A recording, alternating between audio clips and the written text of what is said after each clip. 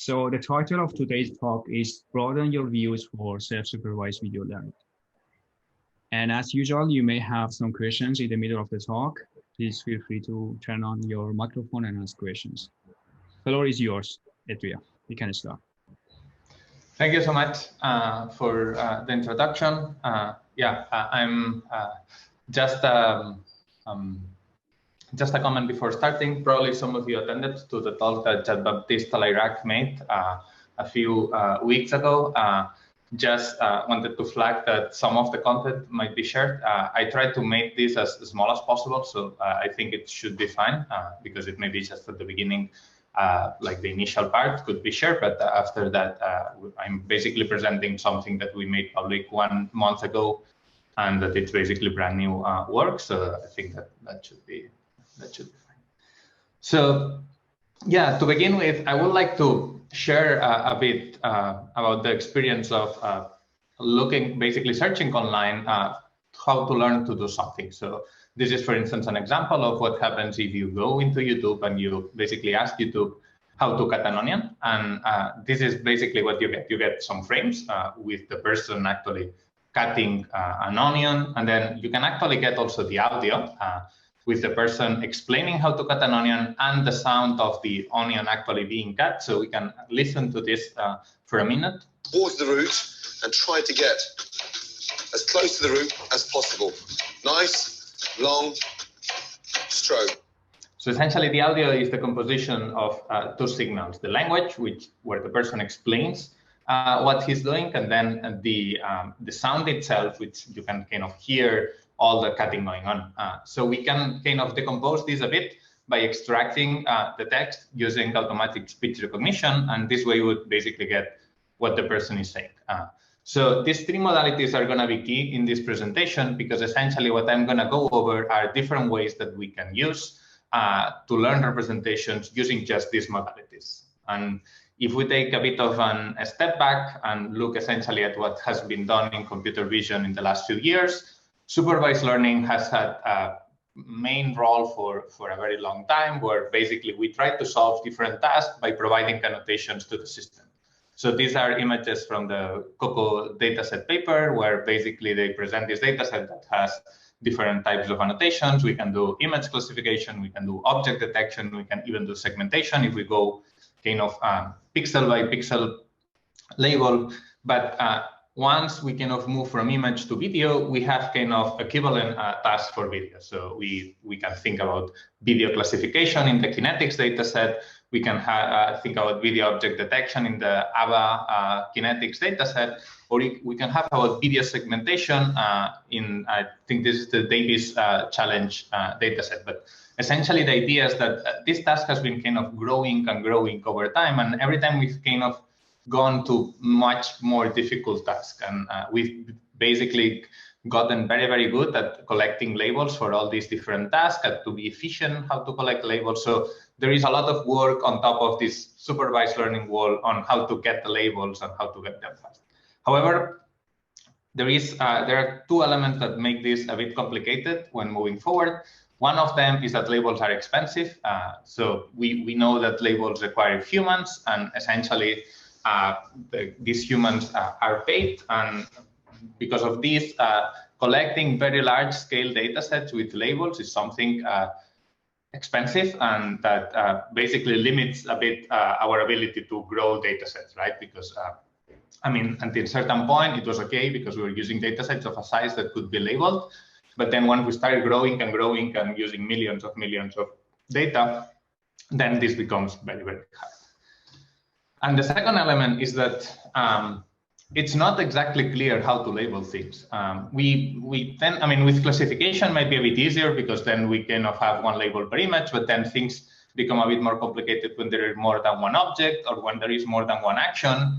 Then it gets even more complicated when we go not to the image level, but to the pixel level. Like, what do we want to annotate all the pixels in an image? Do we want to annotate only the relevant objects in the image? So there is all this kind of ambiguity on how do we actually label things, and then it even gets more complicated when we go to video, because in video there are many frames, and to annotate each frame, do we get to annotate only 1 frame per video? Do we get to annotate only a few frames per video? So there are all these things that kind of go around, and the way the community has kind of tried to move away from this, or part of the community, I guess, is through self-supervised learning. So essentially, the idea here is that we don't need labels to learn good representations.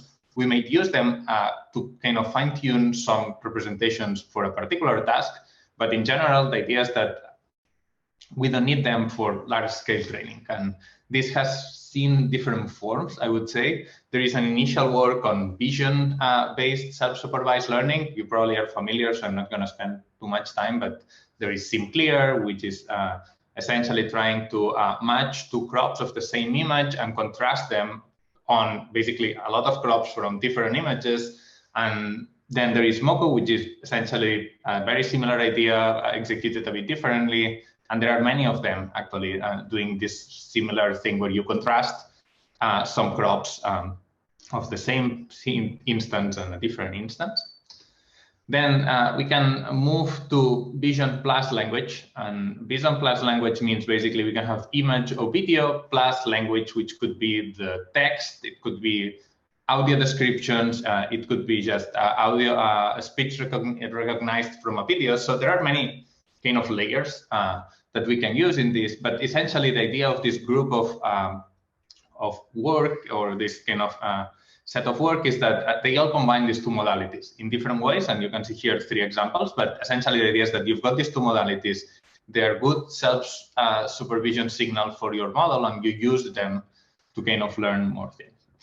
And finally, there is another group of work that kind of targets more the vision plus audio side of things. And by this, we mean instead of using language as text, the more natural thing to do in a video is that you have the audio, the raw audio, you have the frames, and then you kind of match those together in a way, and there are many ways of doing that, and that's why there are many works trying to tackle this problem. But essentially, you match those together to kind of find a good representation by just using this very raw self-supervisory signal. Now, which hasn't been done before is combining language, audio, and vision together, and that's what I'm going to present first. And then in the second part of this talk, I'm going to focus mostly on the vision plus audio side of things, which is this novel work that I was talking about. So this talk is going to be organized in kind of, I would say, 2 blocks and then a discussion at the end. The first one, which I'm going to try to do a bit short because I know you've seen this before, it's going to focus on our work on multimodal versatile networks.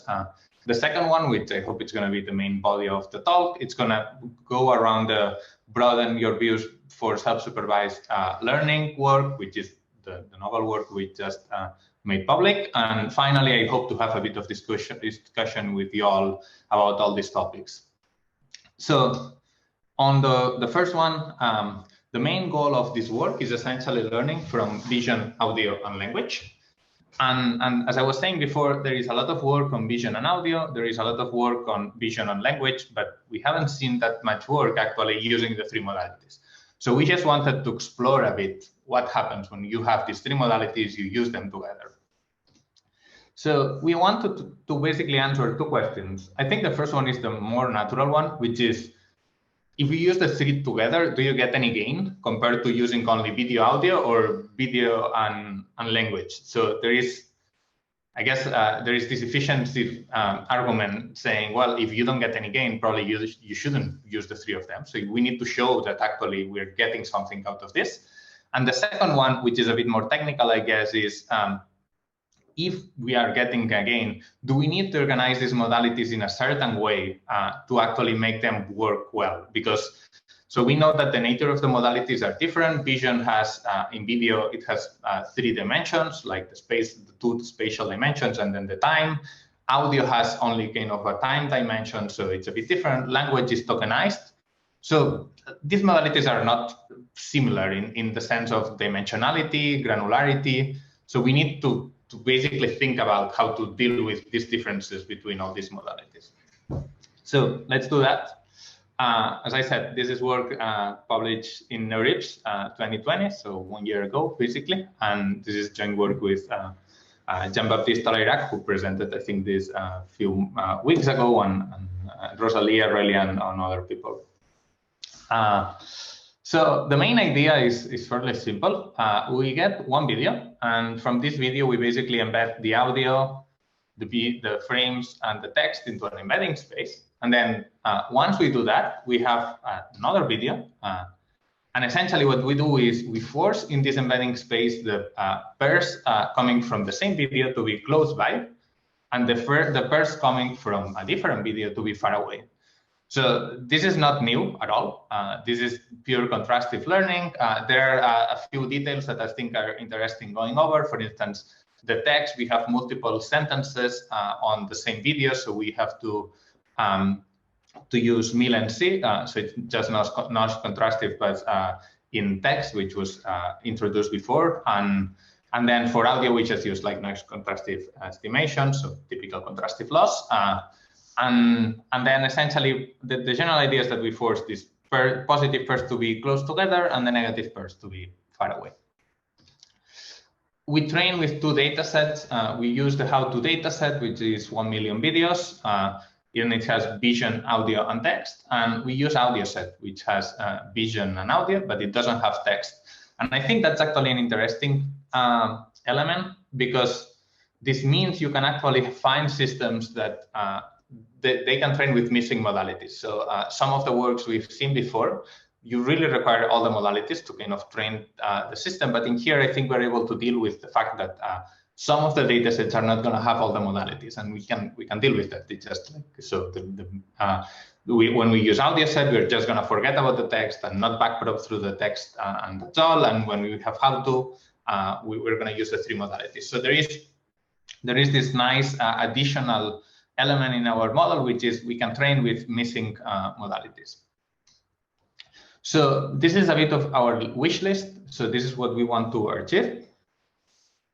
So we want a model that is able to ingest all the modalities, a model that is basically able to respect the specificity of the modalities. And I'm going to go over a bit later on what this means. But the idea is, as I was saying before, if you think about the different modalities, they are a bit different in nature. So, for instance, examples that we always talk about is the guitar example, where you can see a guitar and listen to a guitar. And if you have two guitars, they will look different, they will sound different, but they all get referred as guitar in the text. So these are two instances which in the text are basically the same thing, but in the audio and the vision modality are different elements. And we want this to be different where they can be different. So this is something we need to kind of encode into the model. We want a system that enables us to compare modalities. So we want to be able to do retrieval, and I'm going to show a few examples.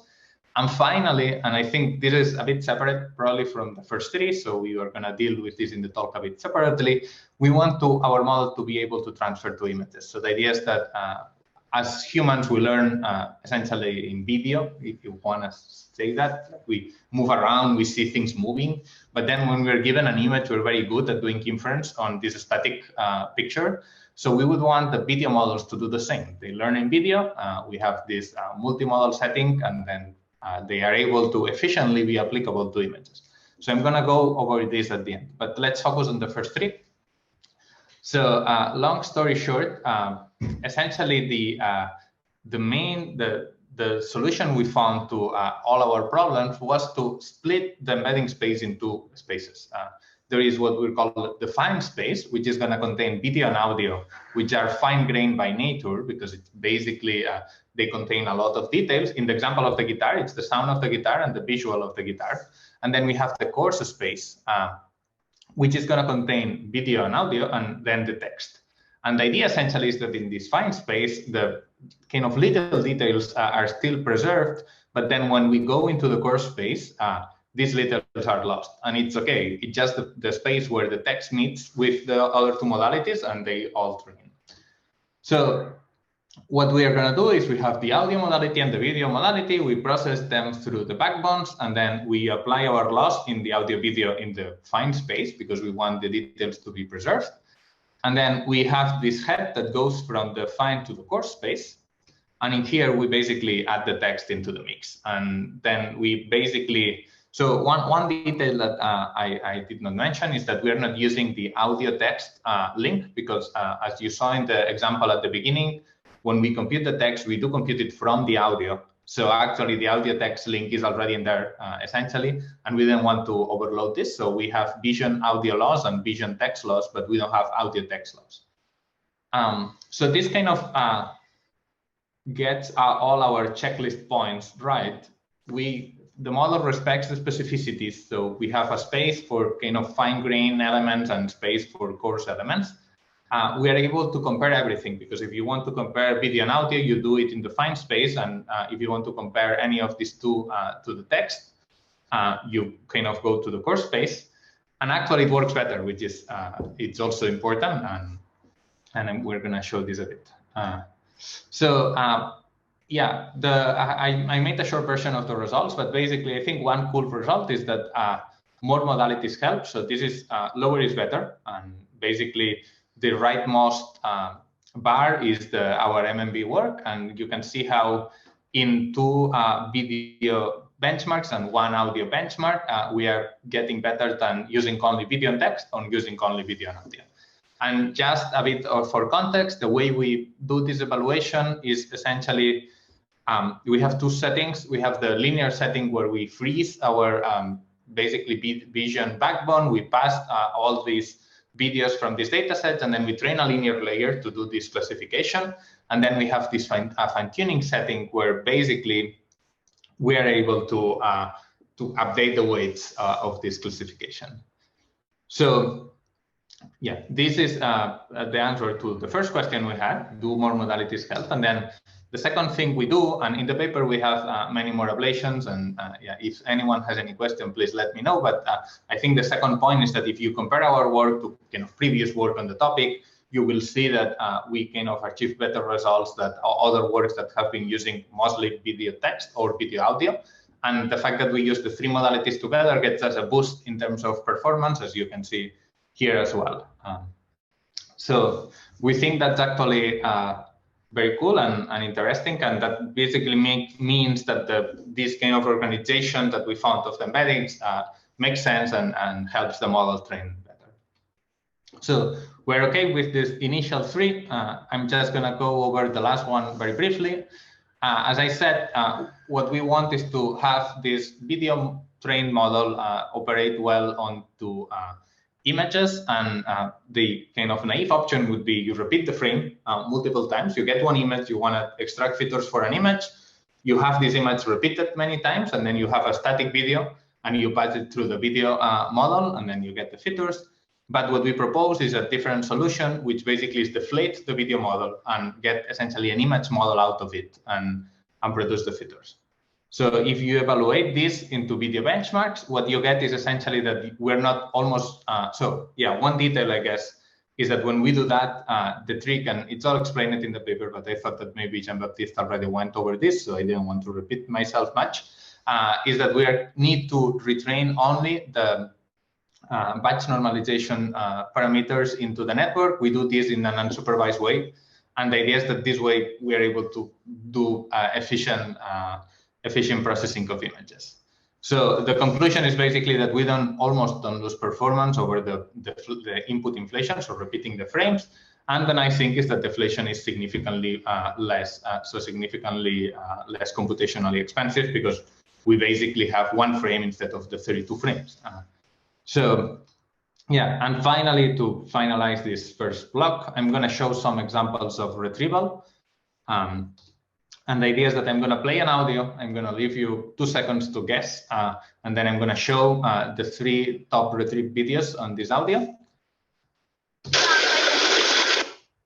So this is the audio, and this is what we get.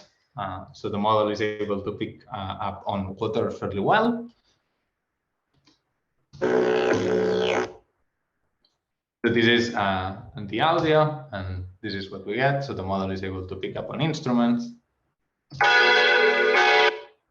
And this is the third audio, and this is what we get. So we get the bells, which probably you all detect. Now we can do the same, but now inputting text. So I'm going to use 2 text sentences which are related to cooking, actually. So add fresh chopped tomatoes and stir. And what we get is people actually cooking with tomatoes and stirring. So that's very cool. I guess there is the element that the how-to dataset has a lot of cooking videos, and then the model kind of learn a lot about cooking and actions in cooking. So it's good. And then the second one is pour some oil into a hot pan, and we see how actually people is doing that. So the final retrieval that we can do, and we think this is a very cool one, is going from text to audio. And the thing here is that actually we haven't trained the model to do that. I said before that we trained the model from vision to audio and from vision to text, but we never used the audio text branch. But at the same time, what we could do is we could embed the audio in the fine space, move it to the coarse space, and then do the retrieval here. And that's completely doable. And that's actually thanks to this kind of two spaces embedding organization we have. So now if we query for the text airplane, this is what we get.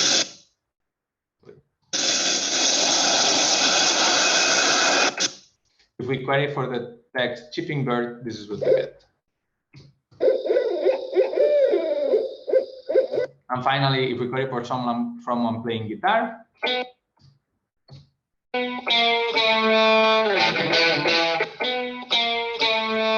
so we get someone playing guitar. So all these models are available online. We have a pre-trained models in TensorFlow, and then we also made public a script doing the action recognition downstream task in JAX if someone wants to play with all of that. And yeah, so maybe if there is any question about this first part, that would be a good moment. Otherwise, I can take questions at the end. I'm happy either way. So yeah, I can continue maybe. So we saw in this first part how we basically use these three modalities together. But there are some elements that made us think a bit. The first element is that we have been using one dataset that has narration, so people describing what they are doing, which is the how-to dataset. But in general videos, that doesn't happen as much, in the sense that if you take a random video in YouTube, you wouldn't see the person saying, I'm doing this, I'm doing that, and so on. So at the same time, this is we have the YouTube system that is able to get us this automatic speech recognition, but this is not something natural.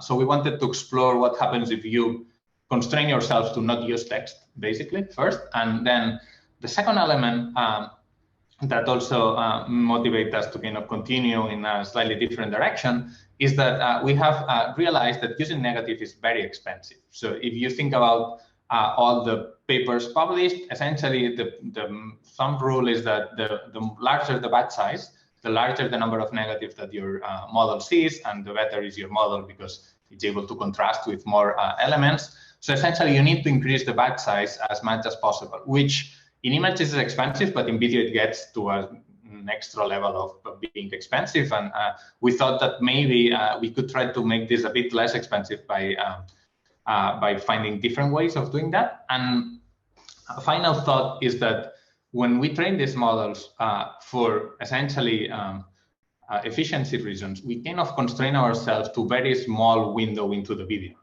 So if you look at the crops, it's usually 32 frames.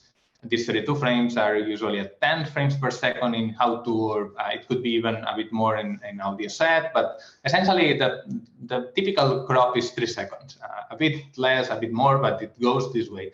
So if you think about it, 3 seconds, it's kind of short to do inference about what's happening in a video because it's just a very fast action. So we think context matters. And essentially, in this new work, what we wanted to do is to broaden our views and to essentially get a larger temporal context into this. So that's what we did. This is the second kind of part of my talk, where I'm going to go into broaden your views for self-supervised video learning. And essentially, the idea is that I'm going to, this is work that we made public last month, and I'm going to describe the full method and basically explain why we think this is a good method to be used in general. So yeah, as I said, this is in archive now, and this is joint work again with a large group of people.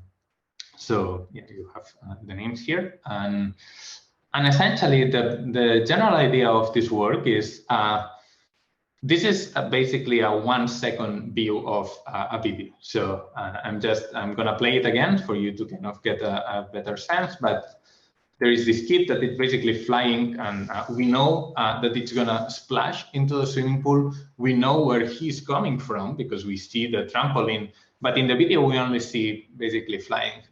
Now, we believe that context is very relevant. So essentially the task we propose in this paper is, can we train a system by essentially predicting context in the embedding space? So by predicting context, we mean, can it predict the embedding features of the longer video? And this is the longer video.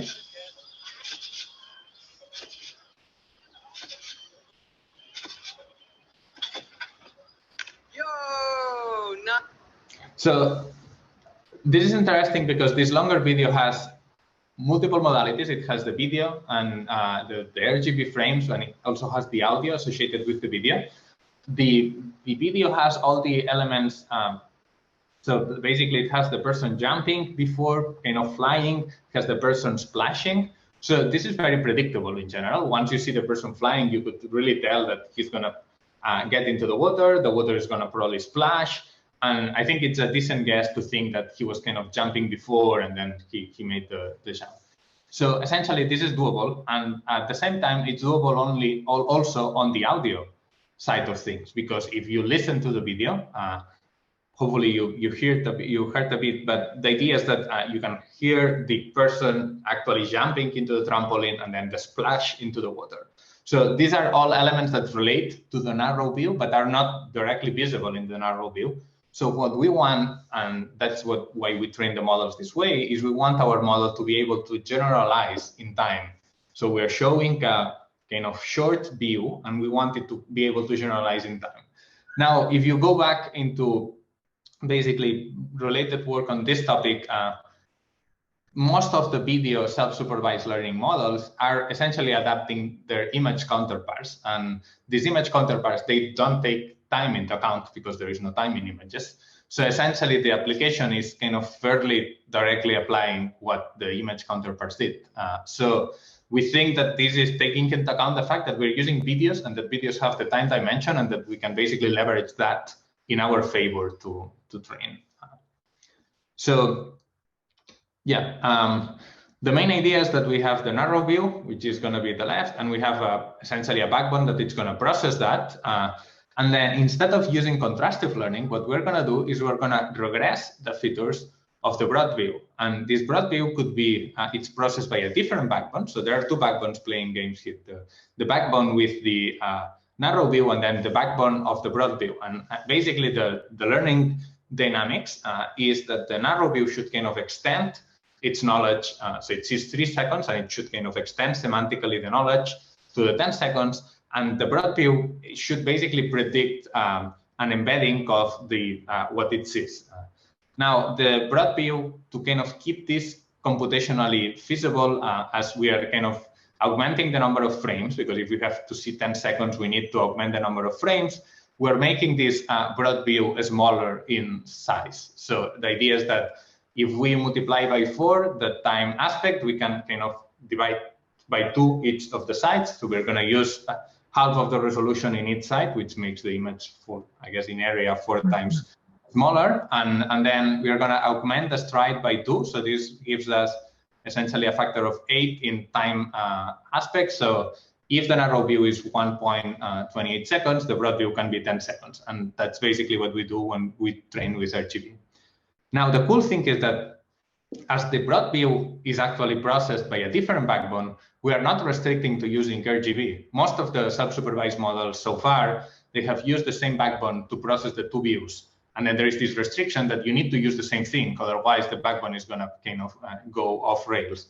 But we don't need to do that because this backbone is specific just for the broad view. So we can do many things. One thing we could do is we could go very aggressively augmenting the broad view. And one way we actually play with this into the paper is we use random convolutions applied into the frames. And this actually shows to be a good augmentation for the broad view.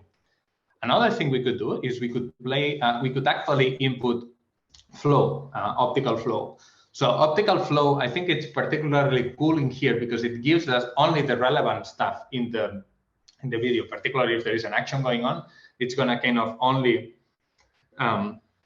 show persons moving, objects moving. So we're going to forget about the background, but maybe the background is not that important overall. So we also use that. And finally, of course, we use audio as also a good broad modality. Now, in this kind of initial figure, I put them one by one, but then you will see that we can play with combining these things and basically having one narrow view that regresses two different broad views, and one of them being audio and maybe the other one being flow or the other one being RGB.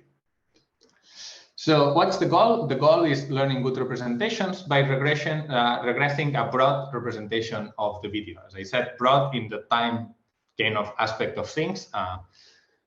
So we named this BraVe because it's basically the acronym of Broaden Your Views for Video Self-Supervised Learning. So I'm going to talk about BraVe all the time, and it's basically the method name. And we think that it learns good representations because it's forced to predict the whole clip. If you think about the clip like a 10 seconds clip, which is what Kinetics and AudioSet gives us. So that's very the data sets we use. So as we use separate backbones, we can do these processes. We can use different augmentations of modalities. And then, as I said, we kind of use flow or other augmentations in the broad view to basically improve our learning. And we're going to go over that.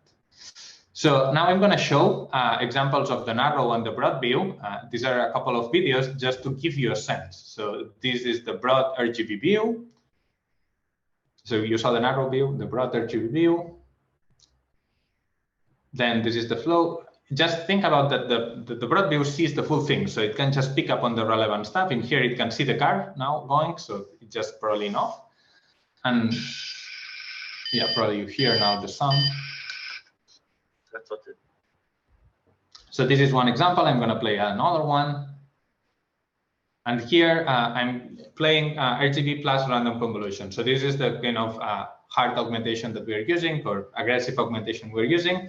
You see that you kind of know what's going on, but the edges are a bit different than the flow.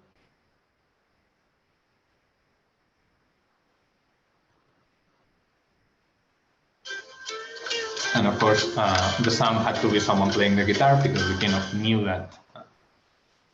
So this is the general idea, and now I'm going to go into details of how we do that. So again, we have the narrow view. In this case, we use crops of 2:4 by 2:4, and we use 16 or 32 frames, depending on the setting.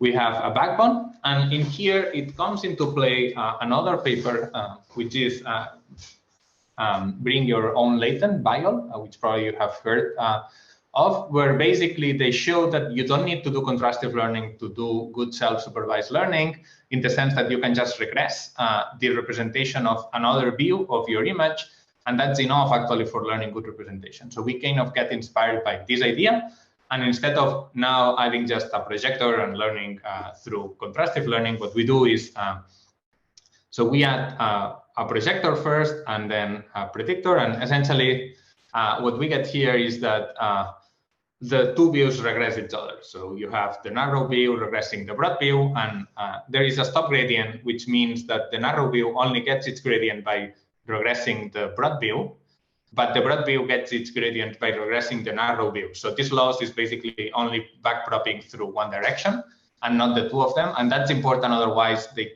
basically collapse into predicting one single element. So the BIOL paper does more of a discussion on the basically optimization side of things, but just as a general reference, or at least the way I like to understand this, is that it's not everything optimizing together. So from the view of the narrow view, the optimization is just trying to regress something, and this something doesn't get updated.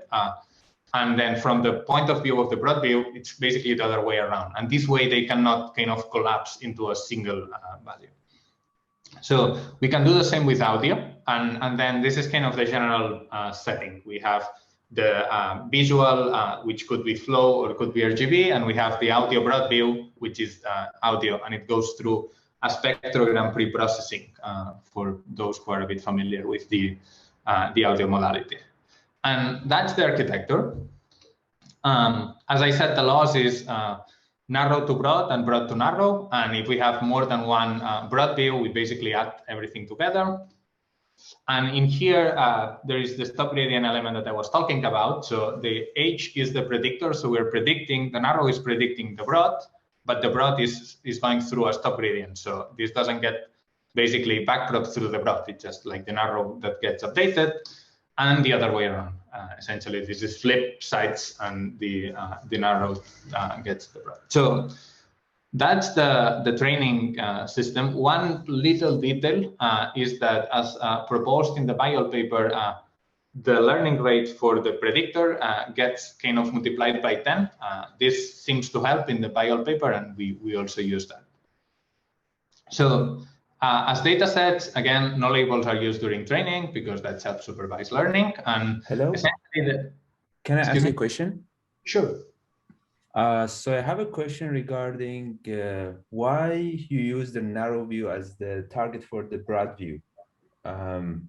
Because you would think the other way around is correct, like the broad as has the bigger context would be a good target for the narrow, but the narrow view basically wouldn't, I would say that wouldn't be a good target for the broad view. Why, for example, you didn't maybe try just using the contrastive on the broad as a target for itself, basically?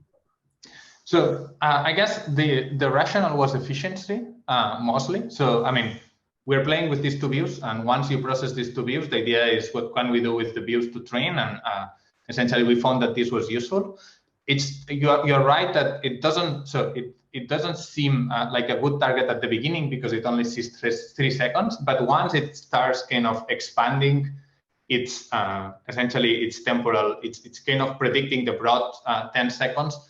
I mean, it's a noisy target, but it's not a bad target, I would say, because basically if the narrow view is doing its job correctly and it's going from the 3 second to kind of 10 second context, then the broad view can use this as a target without any issue, right? Because I mean, if eventually the narrow view is able to predict from the video of the kid kind of flying that the kid is jumping and so on, this is a good target for the broad view because it's basically predicting itself somehow. But yeah, I agree. This is something we haven't explored, and it would be actually very cool to explore it. But yeah, I guess it's kind of the simplest solution at this point, I would say. That okay, and then by doing this, you could avoid the big negative, right? That you needed to basically you don't have negatives here, right? You just predict the other one, so you don't. Yeah. Okay. Okay, that can be an advantage. Okay. Yeah, so the idea here is to move away completely from contrastive learning, and we don't use negatives anywhere. The full method is regression based, and I guess that's why it makes sense for us to kind of regress one to the other one. I agree that one direction is maybe a bit less natural than the other one, but we believe it's good enough to give a training signal to the broad view. Okay, makes sense. Thanks. So I have one more question. You mentioned is based on BYOL, bootstrap your own latent variable, but it seems you have different backbones for the broad view and the narrow view. It seems you cannot use exponential moving average of updating. Oh yeah. So I guess I mentioned it's based in the idea that the fact that we are regressing and we're using this projector predictor structure, it's kind of inspired by BYOL. But all the other techniques that they are using were not. We wanted to move away also from the exponential moving average because it basically doubles the amount of memory you need to kind of have in your computer to load to have the models. We also, so yeah, there are we don't share weights. So basically, these are separate networks. So yeah, the method is completely different. It's just that I think the flavor in terms of the training signal, it's similar in the sense that we are kind of regressing a different view. Now, this different view in this case is maybe more multimodal because it could be audio or other modalities. But yeah, I didn't mean to say that we kind of get completely inspired by them because I think the methods are different. The backbones are 3D convolution? Both? So I'm going to go over that. We try different things in the paper, actually, many. Some of them are 3D convolution. Some of them are temporal shift TSMs, basically temporal shift models, and we actually introduced a new temporal shift model by taking one very successful backbone that doesn't use like batch norm and essentially adding it there. I have a few slides about this later on, but that's I was thinking if for example, we have a 3D convolution for one view and 2D convolution for another view, maybe we can use kind of for deflation network that you mentioned earlier. Yeah, that would be, we haven't explored deflation in this setting, but it's something that I have in my to-do list, I think, because we're very focused on kind of playing all the different modalities that could go into the broad view. And of course, there are many things to basically explain in the paper, like, does it make sense to have so is the broad view important? How much context do you need for the broad view for this to work and all that? So we haven't gone into the deflation, but yeah, I think in this particular setting of BraVe, it would be nice to see if the deflation system works. Thank you. So yeah, as I said, we are using two datasets, Kinetics 600 and AudioSet. They both have audio and video, although Kinetics, we basically use it for the models that don't use audio, and then we use AudioSet for the models that use audio. So this is basically to compare to previous work and to be kind of comparable on the tables. So there are 4 research questions that we kind of tackle in the paper. The first one, as I was saying now, is that how broad needs to be the broad view for this to actually work? So I think this is one question that we kind of were asking ourselves from the beginning. The second one is about modalities. So which modality do you want to add in the broad view and which one is better? So we also play with that a bit. The third one, it's a bit related to the bio question that I just answered about, like, what happens if you share weights? So sharing weights in this setting is a bit complicated because you need to have the same modalities in the two views. So it only happens in one particular setting, but we think it's actually a good experiment to understand what is the model doing and like why the two tasks that the two views are actually going over are a bit different, and we need to treat them differently in terms of backbones. And finally, there is also a syncing question, which is, so you have a 3-second view and a 10-second view, and you could somehow sync those dependently on. So what we do is we explore if the two of them are video, if it makes sense to sync them or not. And we show that it doesn't make sense, because if you have like a 3-second and 10-second, but the 10-second view knows where the 3-second view basically lives in the video, they could all focus on the three. Anyway, I'm gonna go in detail later, but that's the idea. So yeah, we do an ablation study to answer these questions. We will report linear performance, and we train on Kinetics when there is no audio, and AudioSet where there is audio. So on the importance of the broad view, basically what we do is we demonstrate that increasing the broad view actually improves performance. So you see that tau n is the length of the narrow view and tau b is the length of the broad view. And I mean, in the beginning, we just try having all them broad, and it doesn't work very well. And then if you kind of fix the narrow to be narrow, the broader that the broad view is, the better. So you get this kind of improvement. And in audio, this is less evident, I would say, because going from 1.3 seconds to 5 seconds, it does help a bit, but then after 5 seconds, you don't get an improvement. And we believe this is because audio is more constant over basically the video, and you don't get an improvement on that. So this is question number 1. Question number 2 is about the modality in the broad view. So basically, we fixed the narrow view to have RGB, but now we can try different things in the broad view, and we do this in the visual space. If the broad view has RGB, you get good performance, but not super good. If you add these random convolutions as augmentation, you get this 2% improvement, which I think it's very cool. And now when we use flow, we get even more improvement. So basically, flow is a very good self-supervisory signal. And yeah, we just ran this experiment to make sure it's clear. So about flow, let me make one point. So with flow, there could be the critique that we are kind of using a different modality, but the method we use is basically a method that it's unsupervised to process all the flow, in the sense that it's a hand-tuned method. It's not trained with a lot of data. So it's not that we're using kind of supervision to do that. And the second thing is that the flow is computed once in the full data set. So and in terms of like how much costly is to use flow, it's not costly at all because we compute it once and then we go over the flow many times on many experiments. So yeah, I think flow is a nice modality in the sense that you can pre-compute it and then use it, and it gives you an extra nice boost. So about weight sharing, so this is the experiment that I was talking about. Essentially, you have from the bottom having sharing the three things: the backbone, the predictor, and the projector, which is, as we were saying, what BIOL does in their BYOL does in their paper, and then kind of starting sharing one less thing at a time. So we don't share the predictor, we don't share the projector, and then we don't share the backbone. We see basically that every time we stop sharing one element, we kind of get a certain improvement.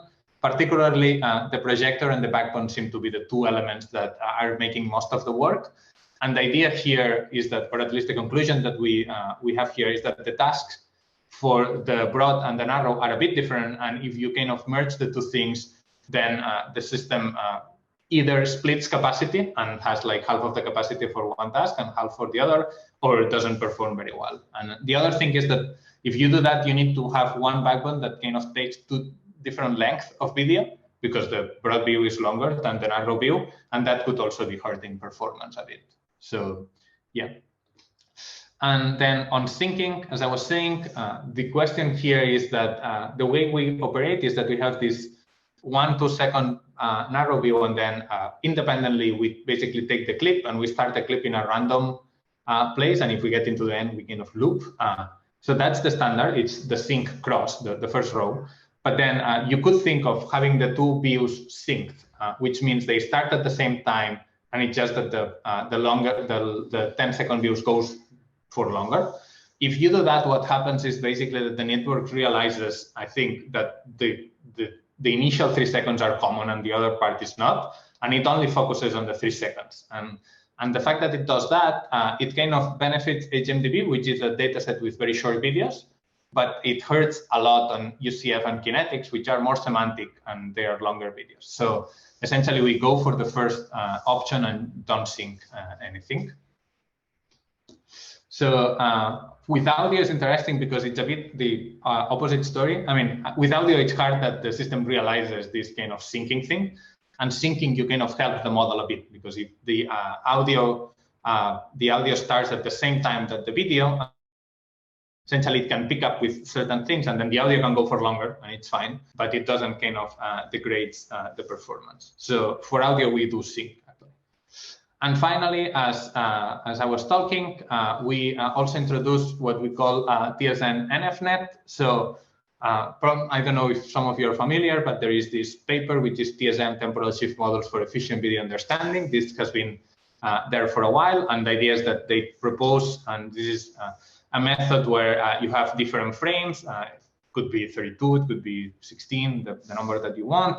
And essentially, they have ResNet 50s or whichever backbone you want, and they share essentially information through channels. So at every step into the ResNet, I didn't want to go into detail, but you can go into the paper and look. But essentially, at every point into the ResNet, the models kind of exchange some channels so that there is information across frames flowing. And what we did is we took that and then we joined it with a very new paper, which is high performance, large scale image recognition without normalization. So this is what I'm going to name as NFNet, because it's normalizer free networks. And this is a paper that went out this last year. And essentially what they show is that you can have very strong networks without any batch norm into the game. And what we did is basically we swapped the ResNets by NFNet. This NFNet is an image model, but essentially you can do the same. And this actually became a very strong backbone for our models. And we actually hope that people start using this, because this also will help going away a bit from batch norm in backbones, which I think it's also good. So I'm just going to go over a bit the results. So you have here the only visual model table. The top rows are essentially the benchmarks that we are comparing to. So this is published work. And then the fourth one, you can see that row B is that the broad and the narrow are video. And then with F is basically that we have flow into the broad view. When you see the B into the broad view, we're going to use video plus random convolutions because it works a bit better. So basically, what we get is very strong performance on when we use video, but then when we move to flow, actually we beat the kind of the state of the art on the topic in UCF and HMDB. So both linear and fine-tuning performances, we get better than them. We do this with TSM ResNet 50, but then we compare with R3D, and we don't get much improvement. Actually, we get a bit lower with R3D, and we think that basically the full system has been kind of trained on TSM most of the time, so we probably kind of overfitted a bit, or I don't know if overfitted is the word, but essentially designed the full system more for TSM than other backbones.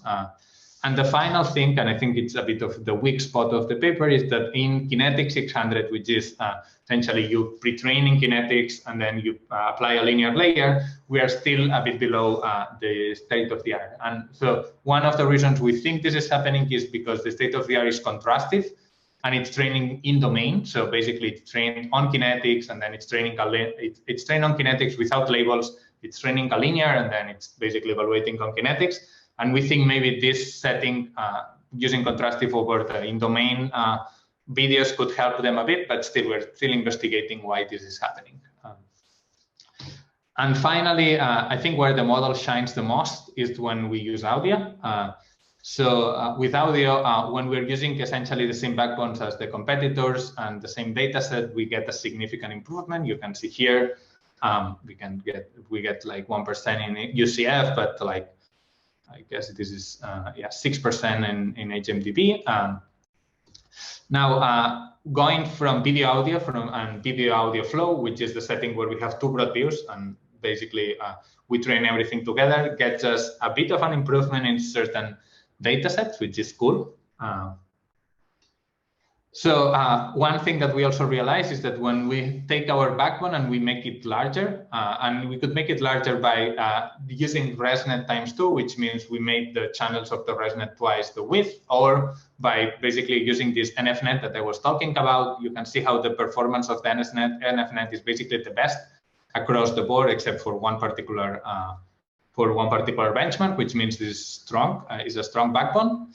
And actually, it gets good to the point that we are very competitive with the supervised performance. And just for context, the supervised performance is basically the best number that we found in the setting where you kind of pre-train with a supervised, and then maybe you kind of fine-tune or run the linear on the data set that we have listed here. So particularly the HMDB fine-tuning, we get a significant improvement over the previous number.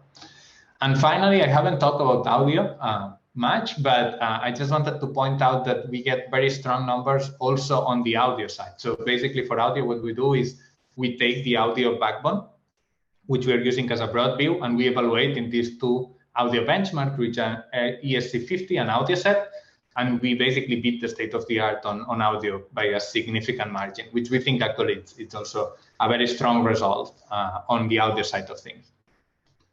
So as a summary and conclusion, as I said, we proposed basically a model that learns by predicting a broader view. We can do this in a unimodal setting with just visual elements, or in a multimodal setting when we use audio.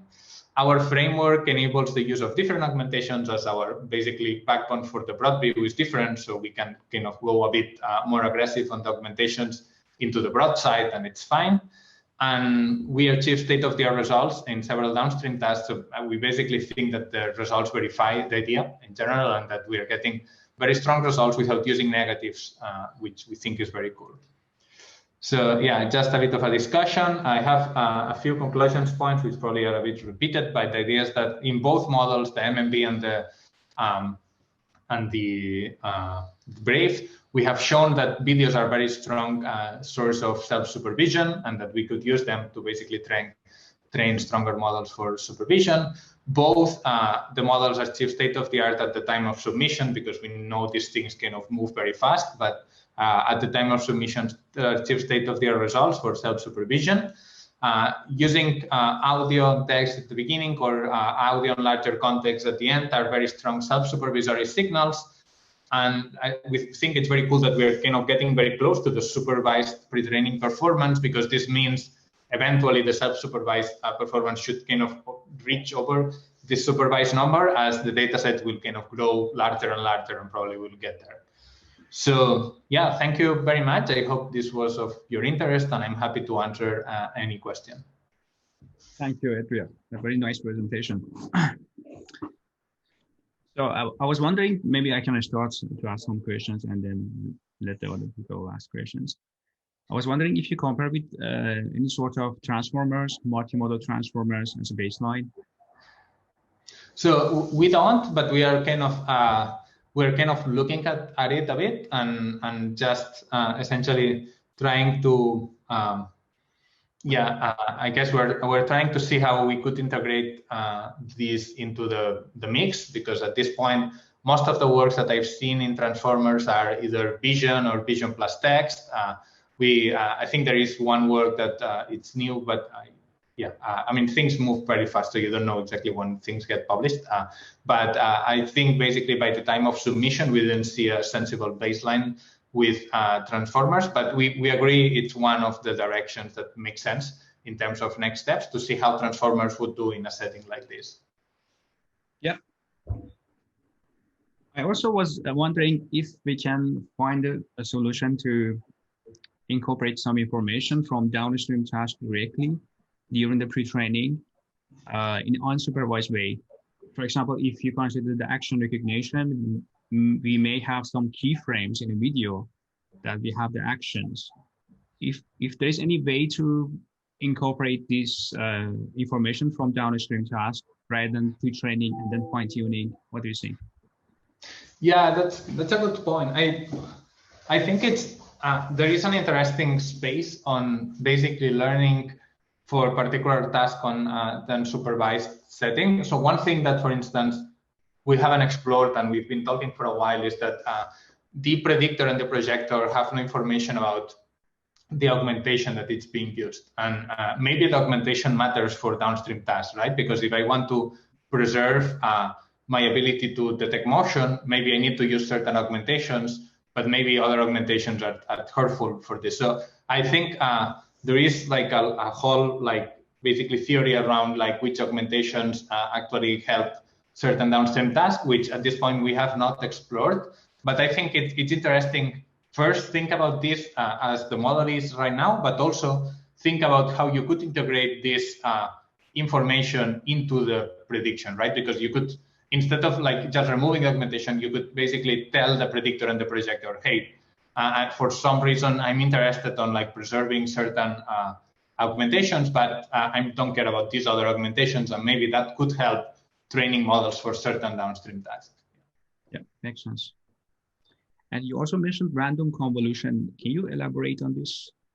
Yeah, so basically, this came from, at some point, we basically realized that flow was working very well as a self-supervised signal. And then we started thinking, okay, maybe flow is giving the information. Maybe there is some signal that we came up with from the frames that it's kind of equivalent to frame in the sense that gives us certain information that flow is giving us, and basically that we can use. And one thing that we found is a paper in ICLR, and it's all described in our archive paper, but basically there is a paper that uses random convolutions. And by random convolutions, we mean you take the video that you are about to basically fit into your model, and you apply a random convolution on top of this, and then you fit it into your model. And this random convolution has also a random kernel. So sometimes the kernel is 1, and it's just color augmentation, basically. And sometimes the kernel is 11, and then you have this effect that I was kind of showing a bit into the video, where all the edges are a bit kind of blurry because you. So we tried that, and this seemed to work very well, and it gets us a bit of a boost. It's nice because it doesn't increase any. So with the flow, there is always this argument that, oh yeah, you pre-processed, you're kind of giving it pre-processed to the backbone. So somehow you're helping the backbone to do its job. But with the random convolutions, it's just one random, I mean, it's not trained. So it's just a random convolution, we still input 3 channels, so there is no change on the amount of information we are actually using, and yeah, that's the general idea. Perfect. So, do we have questions? Yes. Can I ask a question? Yeah. So I have a general question regarding different modalities. So to me, the questions are given that you have 2 separate approaches, let's say, for using different modalities. What do you think is maybe the best way if you have different modalities, and how you can find the best way of using different modalities, basically?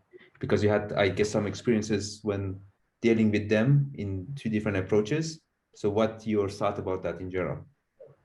So I guess, yeah, that's an interesting question, because I think the first thought that comes to mind is that each modality has its own like very particular things, and that maybe we sometimes treat them a bit blindly, in the sense that you kind of throw everything into the model and you hope that it's going to learn.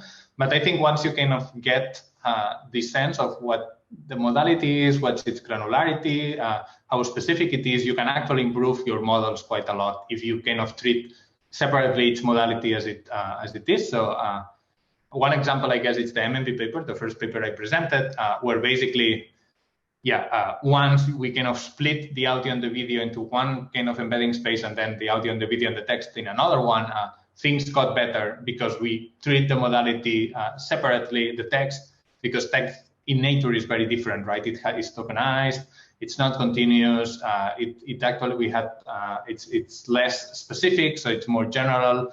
So the fact that we were able to separate these 2 embedding space helped a lot.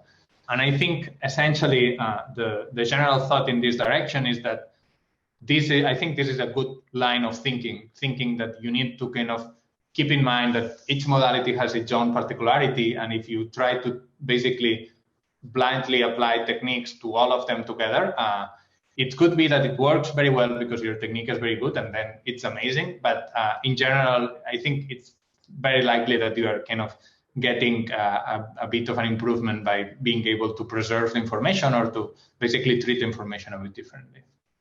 Okay. So I don't know if this answered your question, but. Yes. And in the final work where you were using basically multiple modalities in the broad view, you had different backbones, or you used the same backbone basically for them? So let's see. We have different backbone, one per modality. So in here, so we have the orange backbone, which is kind of treating the visual modality, and then the blue backbone that is treating the audio modality. And yeah, we haven't explored having single backbone for multiple modalities. It's an interesting idea actually, but I haven't seen much about this. So with audio, we go usually with like a ResNet, and so we compute the spectrogram, which is kind of standard practice in general in self-supervised learning, and then we feed the spectrogram through a ResNet, and then we basically compute the final embedding. And the broad view that it's visual, we usually use just a temporal shift, a TSM ResNet 50, which is a video backbone. Okay, and you always use the narrow view as a target. You never use the different broad views as a target for one another, basically. Yeah, we don't. We think this is a bit simpler, and I don't think I think we ran a couple of experiments and we didn't see that much of an improvement. And I think this is fitting more naturally into the full story of having like the narrow and then the 2 broads. But yeah, you could, I mean, I guess you could think about like triangulating, right? Like using also the 2 broads as target. I don't think you would get much an improvement, but yeah, something we could do. Okay, and then in this here, you didn't try to use the text basically to see where it fits in, basically, right? No, but no, we haven't tried it here. I think text maybe would need to be treated a bit differently in the sense that it's tokenized, and when it's contrastive learning, we know it kind of works, but I'm not sure how.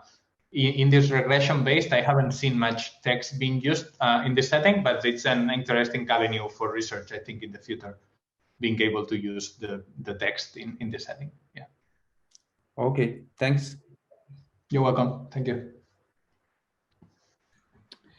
Okay, thanks again, Adria, for the great presentation.